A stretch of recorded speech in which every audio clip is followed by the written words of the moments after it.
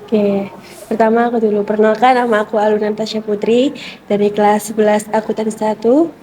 Perasaan saya setelah terpilih menjadi Paskibraka Kabupaten Gresik, terutama bangga sekali dan senang sekali karena sudah melewati beberapa seleksi dan beberapa peserta-peserta yang lain dari 500 peserta sampai 73.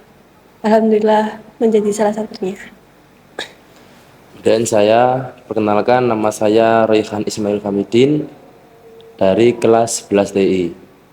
Untuk perasaan saya yaitu sebenarnya udah dari SMP dulu sudah ada angan-angan untuk ikut seleksi, dan alhamdulillah kok bisa sampai masuk dan menjadi pengibar bendera. Itu sebuah prestasi yang sudah saya inginkan lama banget, tapi alhamdulillah sudah terpenuhi. Dari awal dulu sudah melihat banyak pengibaran di televisi, di HP, mulai dari baris berbaris sampai bendera yang awalnya dinaikkan kemudian diturunkan. Itu membuat saya seperti ingin menjadi pasukan. Maka dari itu sekarang sudah keterima, menjadi sebuah kebanggaan buat saya. Kalau dari aku sendiri, karena dari SMP kayak lihat dari tentara, poluan, karena banyak latihan fisiknya dan aku sendiri juga suka latihan fisik, maka aku suka ikut seleksi ini dan aku harus bisa gapai paskibraka ini dan ternyata bisa. Nah, untuk seleksi yang pertama itu ada administrasi, ada tes wawasan kebangsaan, tes intelijensi umum, Tes kemudian kesehatan, kesehatan. dan parade, kemudian wawancara. Di semua seleksi itu kita mendapatkan pengalaman yang banyak, terutama mulai dari tes wawasan kebangsaan. Kita banyak mengenal tentang Pancasila, kenegaraan, tentang kebangsaan Indonesia. Kemudian di intelijensi umum kita belajar tentang hitung-menghitung, bermain logika, dan tes tentang psikologi itu diteskan semua. Kemudian untuk tes wawancara, Enggak, sebelum tes wawancara ada tes kesehatan. Kita ada tes kesehatan yaitu dari tes buta warna, tinggi badan, berat badan, sama tes jarak jauh, takut minus atau silinder. Setelah tes kesehatan ada tes kesemaptaan, yaitu push up, sit up, back up, shuttle run, sama lari 6 menit. kemudian yang terakhir itu kita mendapatkan tes wawancara. Nah, di tes ini kita diberikan beberapa pertanyaan, dan di pertanyaan itu kita harus menjawab. Nanti jawaban kita akan dinilai oleh jurinya, apa mungkin kurang tegas, karena sebenarnya tes wawancara itu mengambil kita buat berani berbicara atau enggak, berbicaranya jelas atau enggak, seperti itu. Setelah tes wawancara, ada tes parade, di mana kita di situ diletakkan di sebuah ruangan, terus dilihat apakah kakinya X atau O, terus ada tindih atau tidak, terus ada apa ya, varises, memiliki varises atau tidak. Kemudian tinggi badan, berat badan juga mungkin cukup atau kurang. Seperti gimana, Kak? Jelaskan. Dari awal karantina, kita sudah mengumpulkan seperti HP, kipas, charger. Terus setelah itu kita masuk ke dalam ruangan masing-masing. Setelah masuk ke dalam masing-masing, ketika ada peluit 1, itu tandanya kita disuruh persiapan di dalam kamar. Peluit 2, kita disuruh persiapan di luar kamar. Dan peluit 3, kita harus berkumpul di lapangan. Kemudian selama pelatihan sebelum pengibaran itu kurang lebih selama 1 bulan. Nah, di 3 minggu yang awal itu kita ada latihan di Makodim Gresik 0817. Di sana kita itu mulai latihannya dari jam setengah 6 pagi sampai jam 2 siang. Itu untuk untuk minggu pertama dan minggu kedua. Selama latihan tersebut kita banyak mendapatkan pengalaman-pengalaman dan juga kebetulan kami berdua dipilih sebagai pengatur untuk teman-teman. Jadi di dalam pasukan kan ada 73, kita dipilih untuk menjadi pengaturnya seperti lurah. Nah, di Pasibaka ini ada lurah buat mengatur anggota-anggotanya. Jadi ada Pak Lurah, ada Bu Lurah juga. Terus ada susahnya waktu ini bangun pagi karena kita tidak disiapkan jam. Jadi kita bingung kapan waktunya bangun tidur, kapan kita waktunya mandi. Terus lucunya itu kita mandi itu waktu jam 1. Jam 1 kita udah mandi, udah siap-siap. Terus jam 4 kita baru kumpul di lapangan. Betul. Kemudian karantinanya itu kita ada di minggu terakhir, yaitu minggu keempat. Di sana itu kebetulan kita disiapkan di Hotel Saptanawa. Jadi selama 1 minggu akhir kita tuh latihan PP pakai bis yang sudah disiapkan oleh Kesbangpol. Jadi pelatihannya itu gladi kotor itu cuma 2 kali set, untuk gladi bersih 1 kali set. Dan alhamdulillah pada saat pengibaran dan penurunan bendera merah putih duplikat nggak ada problem sedikit pun atau mungkin kesalahan yang terlihat oleh mata. Jadi waktu pengibaran dan penurunan alhamdulillah semuanya tuntas dengan berhasil.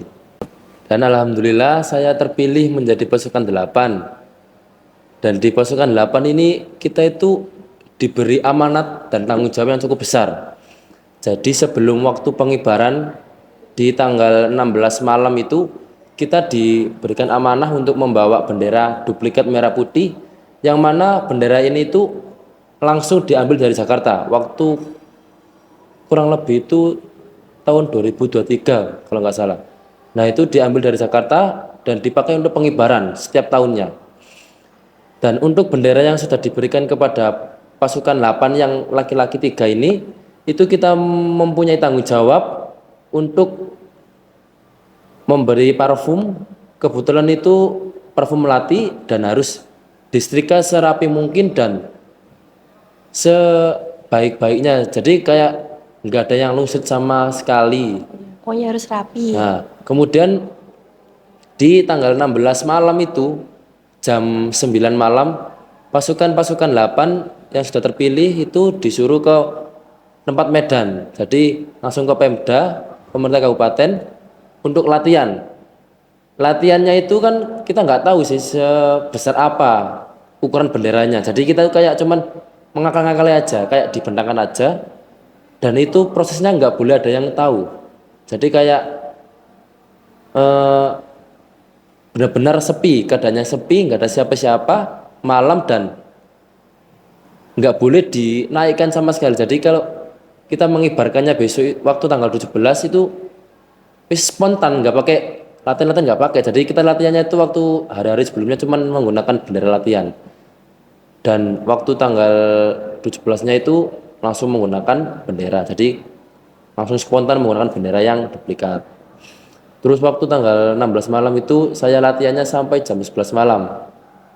Setelah pulangnya juga itu langsung kita memberikan parfum, memberikan setrika biar rapi, bagus. Dan itu kurang lebih 2 jam. Dan benar-benar menguras keringat. Sudah latihan di sorenya, maghrib ada kegiatan. Habis kegiatan yang pasukan 8 pengibar bendera ini harus juga latihan lagi ke Pemda jam 9 sampai jam 11 malam. Dan itu cukup berkesan sih di kehidupan saya, di pengalaman saya untuk menggali potensi, untuk mempunyai prestasi yang baru, apalagi bisa jadi pasukan 8 pengibar bendera di bagian tengah, yang mana itu nanti kita untuk menerima bendera yang sudah diambil dari Bapak Bupati oleh pasukan Baki, kemudian diberikan ke pasukan pengibar bendera, dan saya yang sebagai menerimanya. Jadi saya tuh mengambil bendera duplikat yang saya sendiri setrika, yang saya sendiri memberikan parfum. Itu pengalaman saya menjadi pasukan 8. Untuk tantangan yang saya alami itu yang pertama, jadi waktu karantina 1 minggu terakhir itu yang namanya makan, minum itu semua dijaga. Kalau biasanya itu dikasih makanan sama minuman tuh ada yang sambal, itu sengaja dikasih sambal. Nanti kita colot-colot sedikit tuh bakal disuruh push up, ketahuan disuruh push up, disuruh back up. Itu sebuah tantangan yang buat saya agak susah karena saya juga selalu melanggar juga. Kemudian untuk yang kedua itu jauh sama keluarga. Jadi kayak kita itu bisa mengabari keluarga itu cuman waktu pulang latihan maghrib sampai jam 9, dan itu juga posisi HP-nya sudah low bat, jadi kemungkinan untuk mengabari keluarga itu cuman 10 menit sampai setengah jam. Terus untuk yang ketiga tantangannya itu harus kuat sih, soalnya di lapangan itu nanti dijemur, disuruh lari, disuruh langkah tegap. Intinya tentang PBB dasar itu di lapangan tuh selama 4 jam kurang lebih, dan istirahatnya itu pun minum di bawah matahari juga. Jadi kita tuh benar-benar waktu selesai pengibaran dan penurunan tuh kita melegam. Oke, untuk pembatasan waktu HP, tantangan saya itu paling berat sekali karena di rumah selalu main HP terus. Sedangkan di waktu karantina kita cuma dikasih waktu cuma setengah jam maupun bisa-bisa cuma 15 menit. Dan itu pun HP langsung dikumpulkan. Apalagi waktu waktu pertama kita karantina. Kita baru datang, kabarin orang tua, langsung dikumpulin. Jadi sore sampai malam kita nggak main HP. Untuk perasaan saya di saat pengibaran itu lumayan demam panggung, soalnya di depan saya itu ada Bapak Bupati, ada Bapak Kapolres dan Bapak Dandim, serta tokoh-tokoh pemerintah Gresik. Kemudian kebetulan juga saya itu terpilih menjadi pasukan pengibar bendera. Jadi saya itu masuk ke anggota yang bagian tengah yang menerima bendera bagi. Setelah itu waktu pengibaran itu benar-benar kayak tarikannya sangat kuat. Ada angin tuh harus ditahan, nggak boleh sampai kita ikut terbang juga. Jadi kita benar-benar harus nahan, pakai tenaga.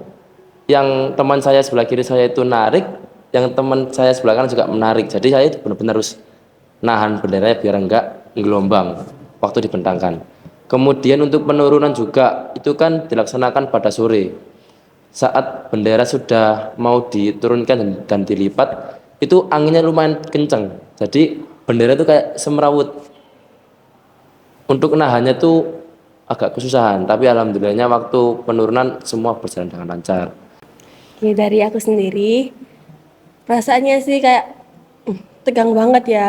Apalagi di sekitar-sekitar ini banyak orang yang video, banyak orang yang sorak-sorak, apalagi aku yang di barisan 45A, barisan paling belakang, itu bisa melihat dari belakang sampai ke depan, apalagi kelurusannya, jadi kayak bingung, wah ini lurus gak ya, ini tangannya sama gak ya, jadi perasaannya tuh kayak, duh deg-degan banget gitu.